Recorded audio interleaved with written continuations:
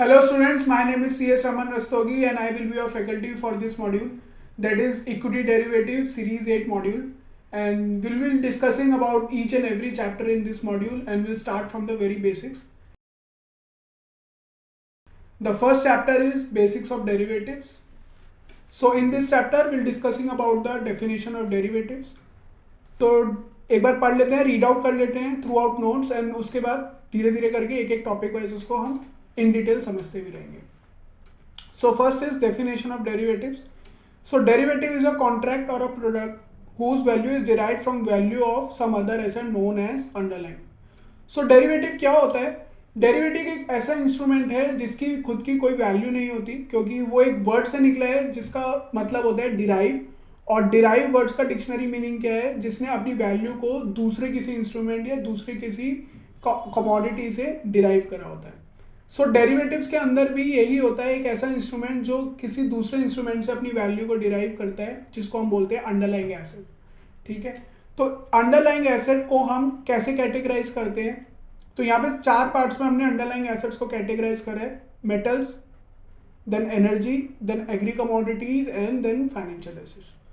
तो आप मेटल्स में देखेंगे तो मेटल्स में हमारे पास क्या क्या है? Metals is further bifurcated into Boolean, और बुलियन कैटेगरी में हमारे पास क्या क्या आता है? गोल्ड एंड सिल्वर को हम बुलियन मेटल्स में लेते हैं. और देन उसके बाद होते हैं बेस मेटल्स, जिसके अंदर हमारा आता है aluminium, copper, zinc, nickel, tin and lead. इसको हम क्या बोलते हैं? बेस मेटल्स, जो नॉन लग्जरी मेटल्स होते हैं. Then we have energy segment, और एनर्जी में क्या आता है? ऑयल आता है. सबसे पहले पाम ऑयल हो गया या नॉर्मल ऑयल हो गया. Then we have a crude oil, जिसको हम कच्चा तेल भी बोलते हैं, और इसी से पेट्रोलियम प्रोडक्ट्स बनते हैं. Then we have natural gas and then coal and electricity. Agri commodities की हम बात करें तो सारी तरीके की एग्री कमोडिटीज जितनी भी एग्रीकल्चर प्रोड्यूस है उनकी भी मार्केट होती है, और उनको भी हम केवल और केवल डेरिवेटिव्स के थ्रू ही प्ले कर सकते हैं. जैसे कि वीट हो गया, शुगर हो गया, कॉफ़ी हो गया, कॉटन हो गया, पल्सेस हो गया, इवन जीरा, हींग, सारी चीज़ें जो है आप डेरिवेटिव्स के थ्रू ट्रेड कर सकते हैं. आफ्टर दैट फाइनेंशियल एसेट्स है, जिसमें हम स्टॉक्स यानी शेयर्स की भी बात करते हैं. जैसे आपको पता होगा निफ्टी 50 हो गया, निफ्टी 50 के जितने भी शेयर्स होते हैं, जितने भी इंडिया के टॉप क्लास शेयर्स हैं, उनके ऊपर डेरिवेटिव प्रोडक्ट होते हैं, फ्यूचर एंड ऑप्शंस. तो उसमें भी आप ट्रेड कर सकते हैं. उसके बाद बॉन्ड्स होते हैं. बॉन्ड्स क्या होते हैं? एक बारी जो गवर्नमेंट पब्लिक से डेट रेस करती है उसको हम बॉन्ड्स बोलते हैं. बॉन्ड्स के जरिए ही गवर्नमेंट पब्लिक से डेट रेस कर सकती है. तो बॉन्ड्स के भी फ्यूचर्स एंड ऑप्शंस होते हैं. Then we have forex. Forex यानी करेंसी, यूएस डॉलर्स, पाउंड्स और येन, और या फिर यूरोप है, यूरोप का यूरो है, उसको भी आप फ्यूचर एंड ऑप्शंस के थ्रू ट्रेड कर सकते हो. तो ये कुछ ऐसे फाइनेंशियल इंस्ट्रूमेंट्स हैं या फिर ऐसे कुछ एसेट क्लास हैं जिसके अंदर हम आराम से डेरिवेटिव्स के थ्रू ट्रेडिंग कर सकते हैं. सेकेंड टॉपिक आता है डेरिवेटिव मार्केट यानी हिस्ट्री एंड एवोल्यूशन, कि डेरिवेटिव मार्केट का ओरिजिनेशन क्या है और ये कैसे कैसे धीरे करके इवॉल्व हुआ. तो सबसे पहले इसका साइन मिलता है हमें 12th सेंचुरी के अंदर, जहाँ पे यूरोप के अंदर एक डेरिवेटिव इंस्ट्रूमेंट यानी seller signed a contract promising future delivery. तो यहाँ पे एक फ्यूचर डिलीवरी का प्रॉमिस किया गया है. तो डेरिवेटिव के अंदर भी यही होता है. इसका प्रॉपर डेफिनेशन क्या होता है कि डेरिवेटिव के अंदर एक ऐसा क्लास, एक अंडरलाइन एसेट के लिए डिलीवरी के लिए एक फ्यूचर डेट पे एक पर्टिकुलर प्राइस पे हम एक कॉन्ट्रैक्ट साइन करते हैं, जिसको हम बोलते हैं डेरिवेटिव कॉन्ट्रैक्ट. तो इसके क्या क्या बेसिक्स जो इसके अंदर फीचर्स होते हैं क्या होते हैं? Promise to pay in delivery for at a specified price on a specified date. ये तीन इसके कैरेक्टरिस्टिक्स होते हैं, और ये तीनों कैरेक्टरिस्टिक्स जब फील होते हैं तो एक ये डेरिवेटिव कॉन्ट्रैक्ट बन के आते हैं. तो ऐसे ही यहाँ पे 12th सेंचुरी के अंदर एक सबसे पहला ट्रेस मिला था, when a seller signed a contract promising future delivery in Europe. उसके बाद सीधा 13th सेंचुरी में हम जाते हैं. So multiple examples of contracts of English Cistercian monasteries who frequently sold their wool up to 20 years in advance to foreign merchants. यहाँ पे भी यही हुआ था, फ्यूचर डिलीवरी का प्रॉमिस किया गया था अप टू 20 years. तो इसके यहाँ पे डेट क्या हो गई, एक्सपायरी डेट क्या हो गई? 20 years की हो गई. देन उसके बाद 17th सेंचुरी में जापान में हुआ था, ओसाका में. यहाँ पे क्या हुआ था? राइस की डिलीवरी के लिए उन्होंने एक फ्यूचर कॉन्ट्रैक्ट लिखा था. देन यहाँ पे यूएस में आ जाते हैं हम 1848 में, और ये बहुत ही इंपॉर्टेंट एक इवेंट था जिसने इंडिया के अंदर भी यहीं से ये सारी शुरुआत हुई थी. इंडिया में भी शिकागो में, यानी Chicago board of trade facilitated the trading of forward contract. यहाँ से फिर पूरी दुनिया के अंदर ये धीरे धीरे करके रेगुलराइज होता गया. देन इन 1865 में यहाँ पे लिस्टिंग होती है यूएस में एक एक्सचेंज ट्रेडेड डेरिवेटिव कॉन्ट्रैक्ट की, जिसको हम बोलते हैं फ्यूचर कॉन्ट्रैक्ट। देन 1919 के अंदर हमारे पास शिकागो मर्केंटाइल एक्सचेंज आ गया, जहाँ पे यानी 2 एक्सचेंज हो गए थे यूएस में टिल 1990, जहाँ पे फॉरवर्ड और फ्यूचर्स की ट्रेडिंग होनी स्टार्ट हो गई थी। देन अगेन 1972 में भी एक इवेंट हुआ, इंटरनेशनल मॉनेटरी मार्केट, यानी यहाँ पे क्या आ गए, करेंसी फ्यूचर्स भी आ गए 1972 के। देन 1973 के अंदर यहाँ पे ऑप्शंस आए again on Chicago board of exchange के अंदर। देन 75-77 के अंदर गवर्नमेंट बॉन्ड्स भी आ गए। तो धीरे धीरे करके इन्होंने शॉर्ट पीरियड ऑफ टाइम के अंदर पूरे के पूरे एसेट क्लास को इन्होंने कवर कर दिया थ्रू फ्यूचर्स और ऑप्शन। देन 1982 में अगेन शिकागो में ही यूरो डॉलर फ्यूचर कॉन्ट्रैक्ट आ गया, जो कि वर्ल्ड की सबसे मेजरली ट्रेडेड करेंसी है, यानी यूरो डॉलर का जो पेयर है ये वर्ल्ड का सबसे ज़्यादा ट्रेड करे जाने वाला एक currency pair. Then next topic is factors influencing the growth of derivative market. मतलब ऐसे कौन कौन से फैक्टर्स हैं, ऐसे कौन कौन से पहलू हैं जिससे डेरिवेटिव मार्केट में सडन ग्रोथ देखने को मिली। और कहा जाता है कि डेरिवेटिव मार्केट एक पूरी फाइनेंशियल मार्केट का एक चार्म है, और 90% ट्रेडिंग वॉल्यूम डेरिवेटिव मार्केट के थ्रू ही होता है, बीट एनएससी, बीट और बॉम्बे स्टॉक एक्सचेंज। और इवन इन यूएस मार्केट्स में भी ऐसे ही देखने को मिला है कि 90%, 80 to 90% जो ट्रेडिंग वॉल्यूम्स है that belongs to derivative market only. आज की तारीख की मैं बात कर रहा हूँ। तो ऐसे कौन कौन से फैक्टर्स थे, यानी high volatility in financial markets. Volatility मतलब sudden rise and sudden fall, मतलब जब भी मार्केट एक एवरेज लाइन से एकदम से झटाक से ऊपर जाती है, झटाक से नीचे जाती है, सब वोलेटिलिटी होती है, यानी डाइवर्जन फ्रॉम मीन वैल्यू, उसको हम वोलेटिलिटी बोलते हैं। क्योंकि एक नेचर है फाइनेंशियल मार्केट्स का, ही अपना एक नेचर है, और वो नेचर ये है कि markets by nature are very volatile. तो उस वोलेटिलिटी को समहाउ हेज करने के लिए ही ये डेरिवेटिव प्रोडक्ट बनाए गए थे। तो जो सडन फॉल और सडन राइज आता है उससे कभी कभी रिटर्न्स होते हैं, जो एसेट क्लास के रिटर्न्स होते हैं वो हैम्पर हो जाते हैं, और उसी चीज़ से बचने के लिए, उसी डाउनफॉल या उसी ड्रॉडाउन से बचने के लिए डेरिवेटिव प्रोडक्ट्स को प्रमोट किया गया। Then integration of financial markets globally.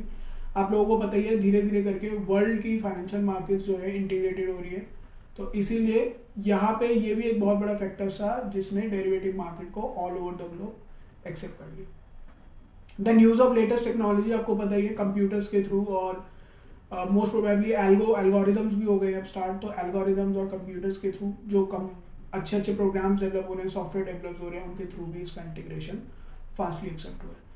Then it is widely recognize as a risk management tool. मैंने आपको बताया था हेजिंग के लिए ये बहुत अच्छे से यूज़ होता है, और ये आगे जाके हम पढ़ेंगे, इसमें हेजिंग टेक्निक्स भी हम पढ़ेंगे, और क्या है हेजिंग पूरा डिटेल के अंदर इस टॉपिक पे, इस पूरे कोर्स करिकुलम में ये है topic. Then regular innovation in the derivative market and new application of product is was also has also contributed to the growth of derivative market.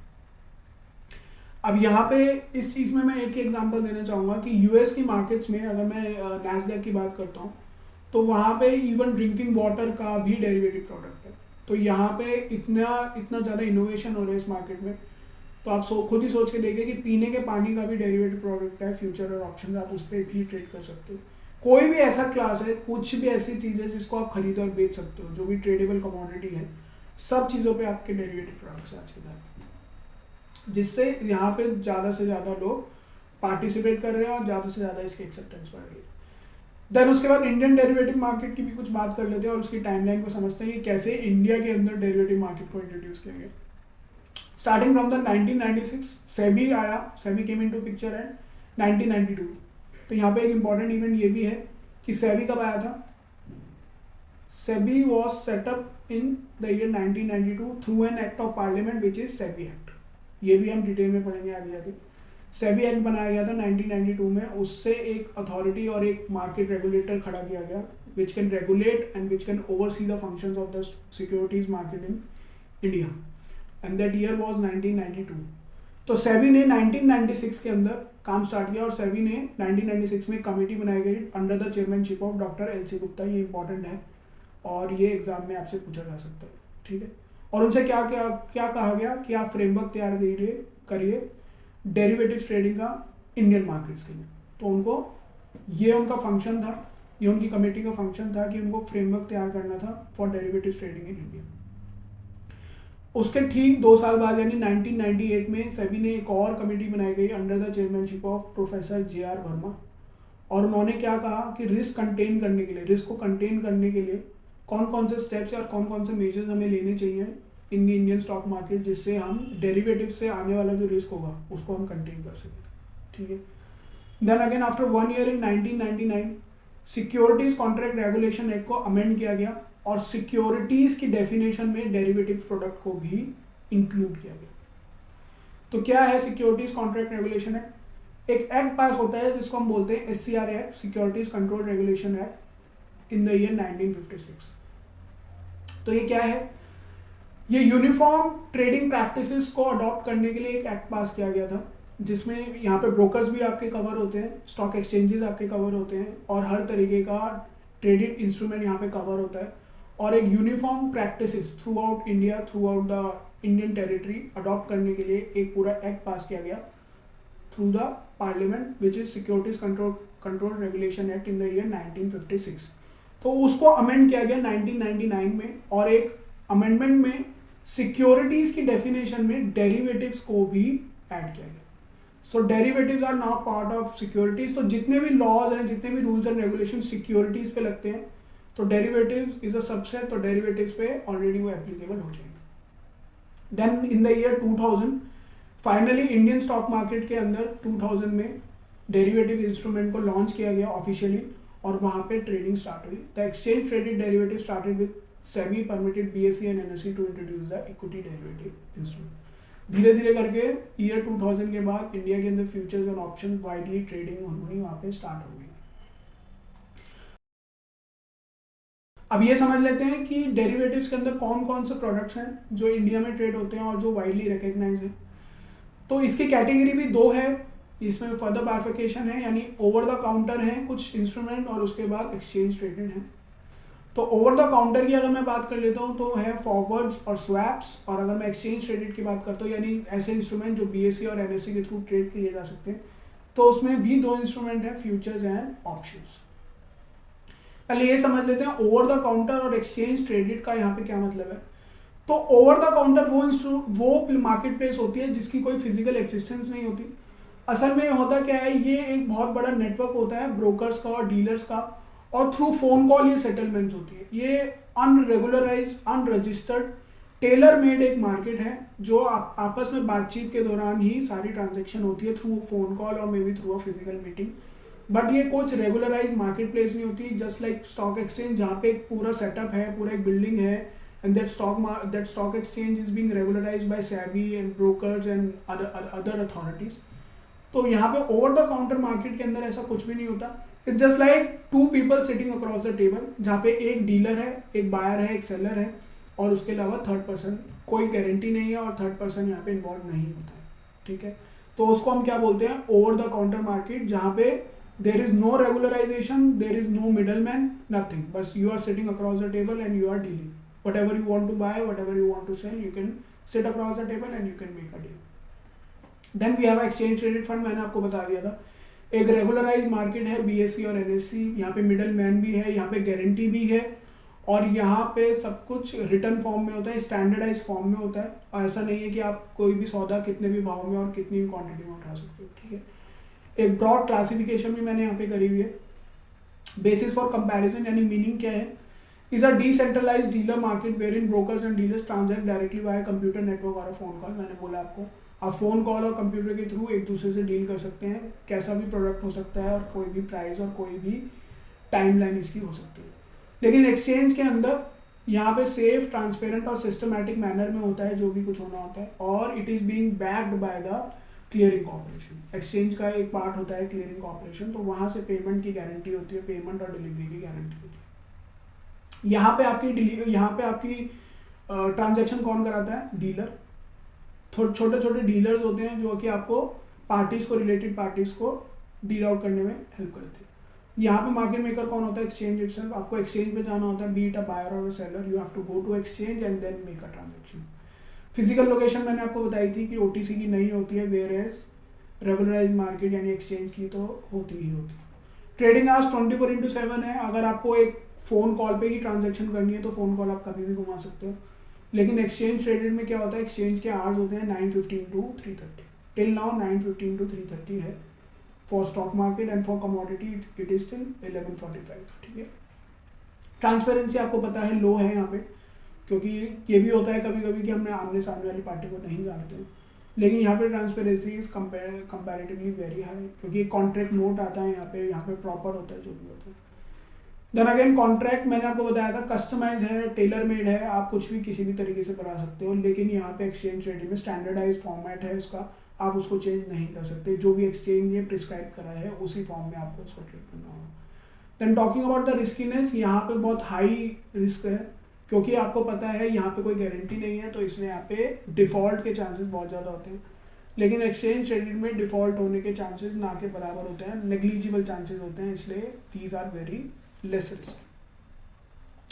Then talking about the contract, forward में क्या होता है, forward एक ऐसा contract होता है कि it is अ, पहले इसको देख लेते हैं, it is a contract between two parties to buy और sell an underlying asset at a certain future date for a price that is pre decided on the date of the contract. क्या मतलब है, मान के चलिएगा दो लोग हैं, एक राम है और एक श्याम है, तो राम को अपनी आटे की बोरी बेचनी है और श्याम एक बायर है, प्रोस्पेक्टिव बायर है। तो राम क्या कहता है कि मैं आपको आज से 3 महीने बाद ये आटे की बोरी मैं आपको बेच दूंगा, लेकिन दाम आज का ही रहेगा और वो दाम हो गया मान के चलिएगा 1000 रुपये बोरी। तो वो क्या करता है 1000 रुपये बोरी पे 3 महीने का सौदा कर लेता है। तो 3 महीने बाद राम जो है वो आटे की बोरी दे देगा और शाम जो है उसे वो 1000 रुपये दे देगा। तो सौदा आज ही हो गया है, लेकिन उसकी डिलीवरी और सेटलमेंट कब होगी, 3 महीने बाद होगी। अगेन यहाँ पे आपको देखिएगा, यहाँ पे कोई ब्रोकर नहीं है, दोनों ने आमने सामने बैठ के पूरा सौदा कर लिया, कोई पेमेंट की गारंटी नहीं है, कोई एडवांस नहीं है और कोई डिलीवरी देने की भी गारंटी नहीं है, ठीक है।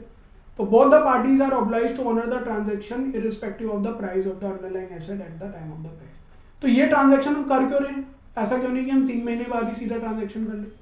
ये ट्रांजैक्शन हम इसलिए कर रहे हैं कि हो सकता है 3 महीने बाद प्राइस 1000 ना रहे, हो सकता है 1200 है, हो सकता है 1500 है और ये भी हो सकता है 900 है। तो इस ट्रांजैक्शन से राम को क्या फायदा होता है, राम को ये फायदा होता है कि उसे आज की तारीख में ही पता है कि उसके पास बायर है, उसके माल के लिए खरीदार है। 3 महीने बाद उसको एक बायर को ढूंढने की जरूरत नहीं है, उसको आज ही एक बायर मिल गया। और इससे शाम को क्या फायदा हो गया, शाम को ये फायदा हो गया कि भैया 3 महीने बाद अगर 1000 रुपये की चीज 1500 रुपये की हो गई तो उसको तो 500 रुपये का लॉस हो जाएगा, नहीं हो जाएगा, इसलिए वो आज ही एक कॉन्ट्रैक्ट कर ले रहा है 1000 रुपीज में। इससे शाम को ये बेनिफिट हो गया, राम को अपना बायर मिल गया 3 महीने पहले ही और शाम को उसका प्राइस मिल गया 3 महीने पहले। तो अगर कल को अगर 1500 रुपये का प्राइस होता है तो 500 रुपीज़ का उसको जो लॉस था वो उसका पूरा का पूरा बच जाएगा। Then there is future, future कुछ नहीं है, फ्यूचर फॉरवर्ड का ही एक एक्सटेंडेड वर्जन है, but instead of across the table ये कहाँ पे ट्रेड होता है, ये एक्सचेंज ट्रेडेड होता है।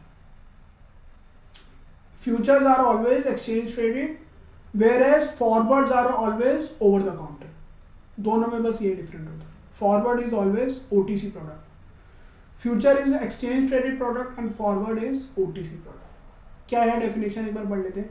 अ future contract is similar to a forward except that the deal is made through an organised and regulated exchange, वही मैंने आपको बताया था, rather than being negotiated directly between two parties, indeed we may say futures are exchange traded forward contracts, ठीक है, दोनों में कोई डिफरेंस नहीं।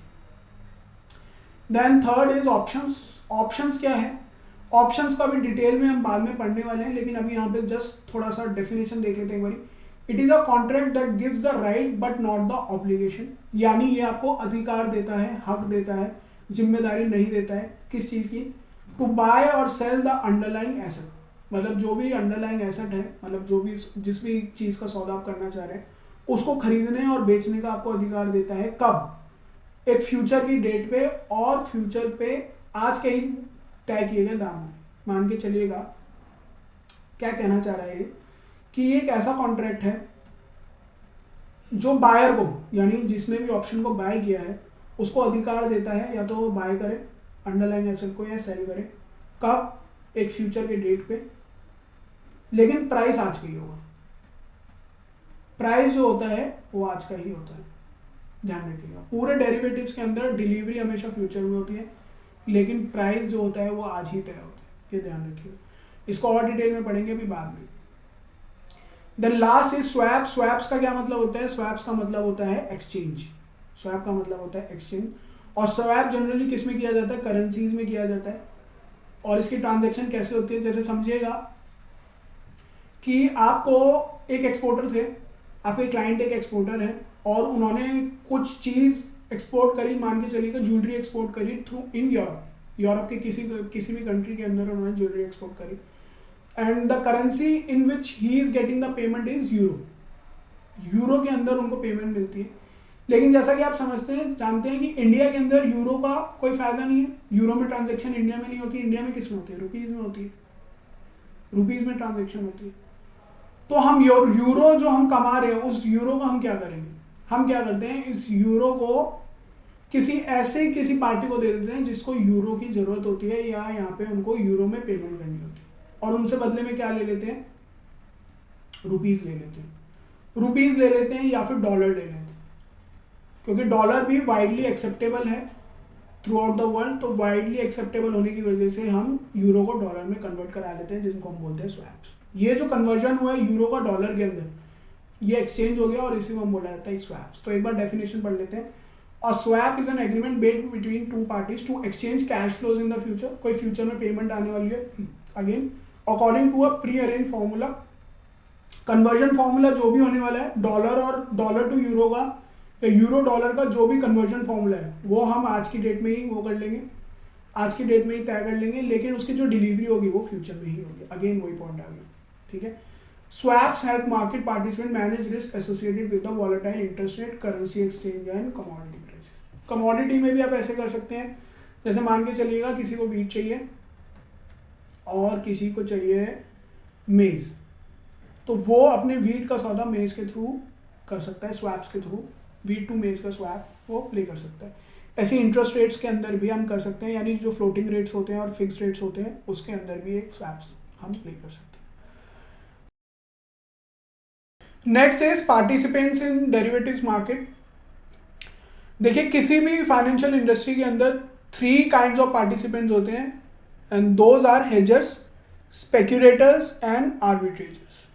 अब ये जो 3 तरीके के पार्टिसिपेंट्स हैं, एक्चुअली यहीं से आपकी सारी ट्रेडिंग स्ट्रैटेजीज आती हैं, क्योंकि जो हेजर्स होते हैं उनकी trading strategy is somewhat different from speculators and arbitrageurs, और स्पेक्यूलेटर्स का भी ऐसा ही होता है, and same goes with arbitrageur, उनका भी कुछ इसी तरीके से मानना होता है, उनकी जो ट्रेडिंग स्ट्रैटेजीज होती हैं वो बहुत अलग होती है। तो एक बार देख लेते हैं तीनों का क्या मतलब है। तो हेजर्स क्या है, बेसिकली हेजर्स की जो ट्रेडिंग स्ट्रैटेजी होती है वो एक रिस्क मिटिगेशन या फिर रिस्क इंश्योरेंस वाली ट्रेडिंग स्ट्रैटेजीज होती हैं, और ये वो लोग होते हैं जो जनरली इंस्टीट्यूशनल इन्वेस्टर्स होते हैं, वो ये वाइडली इस तरीके की स्ट्रैटेजीज या वही लोग हैं जो हेजर्स कहलाए जाते हैं। होता क्या है, जैसे आप कोई भी फाइनेंशियल एसेट्स को जब होल्ड करते हैं, कोई भी फाइनेंशियल एसेट में अपनी इन्वेस्टमेंट करते हैं, तो वो जो इन्वेस्टमेंट है that investment always carries a risk. एक ड्रॉ डाउन का रिस्क होता है कि मार्केट अगर क्रैश कर गई, कोई भी फाइनेंशियल एसेट अगर क्रैश कर गया तो हमारा जो इन्वेस्टमेंट है वो तो खत्म हो जाएगा, हमारा जो लॉस है वो इतना बड़ा भी हो सकता है कि शायद हमारे पास पैसे ही ना बचे, हमारी पूंजी जो है, हमारी कैपिटल जो है उसका लॉस हो जाएगा। तो उसी अनसर्टेन इवेंट को या फिर उसी लॉस से बचने के लिए कभी कभी हम क्या करते हैं, एक इंश्योरेंस लेते हैं, एक रिस्क मिटिगेशन स्ट्रैटेजी लेते हैं जिसको हम बोलते हैं हेजिंग, जिसको हम क्या बोलते हैं, हेजिंग। तो यही this is what hedgers do. तो रिस्क मिटिगेशन टेक्निक्स जो भी trading participant risk mitigation techniques के थ्रू मार्केट में प्ले करता है उसको हम क्या बोलते हैं, हेजर्स। तो hedgers use derivatives to reduce the risk that they face from the potential future movements in the market. इसका सबसे अच्छा एग्जांपल है कोविड-19। तो कोविड-19 के अंदर जब दुनिया अनसर्टेनिटी के अंदर चली गई थी और ये लग रहा था कि शायद कोई भी ना बचे, तब यहाँ पे मार्केट क्रैश करना स्टार्ट कर गई थी। तो अब इन्वेस्टर्स के 2 तरीके होते हैं, या तो वो भी अपनी होल्डिंग्स को सेल ऑफ करते हैं, अगर वो यहाँ पे सेल ऑफ करते हैं तो उसमें होता है कि लॉस में सेल होगी, और दूसरी बात जो डिविडेंड्स आने होते हैं वो भी डिविडेंड्स भी, उनकी जो अपॉर्चुनिटी कॉस्ट है डिविडेंड की वो भी लूज होगी। तो इसमें वो कर क्या सकते थे, वो इसको हेज कर सकते थे with the help of derivatives, यानी with the help of futures and option, वो इनको हेज भी कर सकते थे। तो दोनों ही तरीके होते हैं, और ये हेज कैसे होती है ये भी हम इस मॉड्यूल के अंदर सीखने वाले हैं आगे चलकर। Then comes the speculator. Speculator सबसे इजी चीज क्या होती है, स्पेक्यूलेट करना, एंटिसिपेट करना कि मार्केट ऊपर जाएगी या नीचे जाएगी। 2 ही पॉसिबल केसेस होते हैं किसी फाइनेंशियल एसेट्स के साथ, either it will go up और इट कैन गो डाउन। दो ही पॉसिबिलिटी होती है। तो ऊपर जा रहा है तो मार्केट में बुलिश बोलते हैं, तो हम क्या करेंगे, ऐसे केसेस के अंदर हम एसेट को बाय कर लेंगे। Will buy the stock, will buy the investment, will buy the financial instrument. और अगर वो मार्केट नीचे जा रहा है तो we can sell it off at a price, या फिर हम शॉर्ट सेलिंग की भी स्ट्रैटेजी कर सकते हैं। तो क्या कहता है, use derivatives to bet on the future direction of the market by anticipation of the same asset in two different markets. ठीक है, यहाँ पे क्या है कि आपने एक एंटीसिपेशन करा, मार्केट ऊपर जाने वाली है, नीचे जाने वाली है, और उसके हिसाब से आपने सीधा अपना एक दाव खेल दिया मार्केट। देन कम्स द आर्बिट्रेजर, और ये ही सबसे इंटेलिजेंट बंदा होता है। कहते हैं आर्बिट्रेजर जो होते हैं वो मार्केट के सबसे इंटेलिजेंट पार्टिसिपेंट होते हैं। कैसे? आर्बिट्रेजर का दिमाग इतना सिंपल है और येट सबसे इंटेलिजेंट है। वो क्या कहता है कि इंडिया में दो स्टॉक एक्सचेंज है, एक BSE और एक है NSE। हो सकता है कि निफ्टी का जो प्राइस है वो BSE पे आ रहा हो लेट्स से 21,000 और NSE पे आ रहा हो 20,990 रुपीज, यानी एक ही इंस्ट्रूमेंट दो अलग अलग जगह पे लिस्ट है, और लेकिन दोनों में एक प्राइस गैप आ रहा है विच इज 10 रुपीज। ठीक है, तो BSE पे 21,000 था और NSE पे क्या आ रहा था 20,990 रुपीज। तो वहां पे क्या हुआ, एक 10 रुपीज का एक स्प्रेड आ गया, एक स्प्रेड क्रिएट हो गया। तो ये जो आर्बिट्रेजर्स है ये क्या करेंगे, ये उसको NSE से बाय कर लेंगे कितने रुपए में, क्योंकि वो 20,990 का मिल रहा है तो वहां पे बाय कर लेंगे, और एक करेंगे क्या, BSE पे जाके उसको सेल कर देंगे, क्योंकि BSE पे प्राइस का चल रहा था 21,000, thereby making a risk free gain of 10 rupees.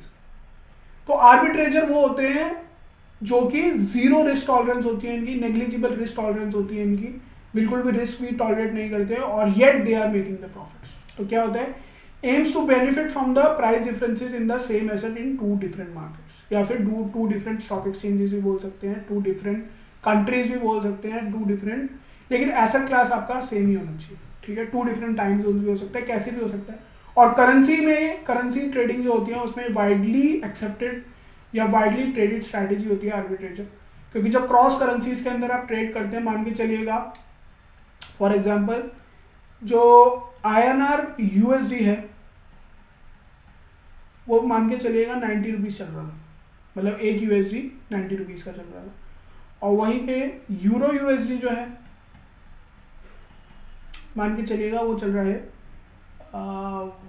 1.01 का।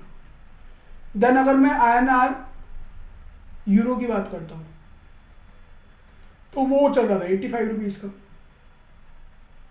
लेकिन अगर आप 1.01 को यहाँ पे करोगे तो यहाँ पे इसका मतलब क्या हो गया 90.09, तो यहाँ पे 5 रुपीज का एक स्प्रेड क्रिएट आ रहा है। अब वो करेंगे क्या, INR USD वाले क्या करेंगे, पहले उसको यूरो USD में कन्वर्ट कराएंगे और फिर उसको यूरो के अंदर जाके बाय कर लेंगे। ठीक है, यूरो यहाँ से बाय करके आपको यूरो USD के हिसाब से उसको सेल करना होगा, तो आपको 5 रुपीज का प्रॉफिट हो जाएगा। तो इसी तरीके से करेंसी ट्रेडिंग के लिए अंदर आर्बिट्रेजिंग टेक्निक सबसे ज्यादा वाइडली प्लेड टेक्निक्स होती हैं। Then comes the importance of derivatives या फिर सिग्निफिकेंस ऑफ डेरिवेटिव्स। क्या है importance, helps in improving price discovery, demand और सप्लाई डेरिवेटिव्स के अंदर जो होती है वो इम्पैक्ट करती है समहाउ अंडरलाइंग एसेट्स को भी, और क्योंकि आपको ये पता होता है कि मान के चलिएगा एक 3 महीने का कॉन्ट्रैक्ट है, मान के चलिए हम निफ्टी का ही एग्जांपल लेते हैं या फिर रिलायंस का एग्जांपल ले लेते हैं, तो जो रिलायंस का शेयर है उसका जो 3 मंथ्स का फ्यूचर है, that future is trading at let's say 2500 rupees. ठीक है, लेकिन जो रिलायंस का शेयर है, अगर मैं रिलायंस के शेयर की बात करता हूँ, that share is trading at 2400 rupees. तो प्राइस डिस्कवरी में कैसे हेल्प कर रहा है, इसका मतलब ये है कि मार्केट डिमांड के अकॉर्डिंग ये माना जा रहा है कि 3 महीने में जो रिलायंस के शेयर का प्राइस है वो 2500 हो जाएगा। क्या मतलब है इसका, अभी ये 2400 चल रहा है, लेकिन मार्केट डिमांड के अकॉर्डिंग 3 महीने के अंदर ये प्राइस 100 रुपीज से इंक्रीज होके 2500 आ जाएगा। तो क्या ये हो गया helps in discovering price, helps in improving price discovery. Yes, ठीक है, तो ये फिट हो गया। Then help transfers the risk, मैंने आपको बताया था हेजर्स क्या करते हैं, डेरिवेटिव्स के थ्रू अपना रिस्क को जो है मिटिगेट करते हैं या रिस्क को ट्रांसफर कर देते हैं, तो ये यहाँ पे फिट बैठता है। Then shifting of trade from organise to unorganise, ये भी हमने डिस्कस किया था फॉरवर्ड टू फ्यूचर के अंदर। फॉरवर्ड में there is no standardise product, there is no middle man and there is no guarantee, whereas in future there is always a guarantee, there is always a exchange and there is a standardized format. Risk face by the participants in derivatives, तो क्या क्या risk हैं एक बार देख लेते हैं। तो counter party risk है default by the counter party, और ये अक्सर आपको देखने को मिलेगा फॉरवर्ड्स में, not in futures and options. मैंने आपको बताया था futures and options are very less risky, whereas forwards and swaps जो over the counter traded derivatives होते हैं वहाँ पे दे आर वेरी रिस्की। तो यहाँ पे we are specifically talking about the forwards. Then there is a price risk, loss of position because of the price movement. ये होगा कभी, कैसे होगा, मान के चलिएगा आज आपने फॉरवर्ड के अंदर ही 2500 रुपीज में वीट का सौदा किया, ठीक है। अब मान के चलिएगा 3 महीने बाद वो 2600 का आ गया, तो आपको 100 रुपीज का लॉस यहाँ पे हो जाएगा।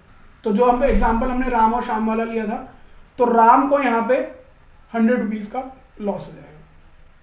श्याम ने यहाँ पे प्राइस लॉक किया था और राम ने यहाँ पे अपना कस्टमर लॉक किया था, तो यहाँ पे राम को 100 रुपीज का लॉस सफर करना पड़ेगा। देन लिक्विडिटी रिस्क, कभी कभी ऐसा होता है कि वॉल्यूम्स नहीं होती, वॉल्यूम श्रिंकेज होता है, तो यहाँ पे अपने कॉन्ट्रैक्ट्स को स्क्वायर ऑफ करना या फिर आगे जाके उसको पोजीशन को जीरो करना बहुत डिफिकल्ट हो जाता है, तो it always carries a liquidity risk. Then legal और रेगुलेटरी रिस्क, अगेन ये सारे जितने भी आप यहाँ पे रिस्क पढ़ रहे हैं ये ओवर द काउंटर प्रोडक्ट्स पे ज़्यादा एप्लीकेबल होते हैं और स्टैंडर्डाइज्ड या एक्सचेंज ट्रेडेड प्रोडक्ट्स पे नहीं होते। Then operational risk, fraud, inadequate documents and improper execution, all are applicable on OTC products only, ठीक है।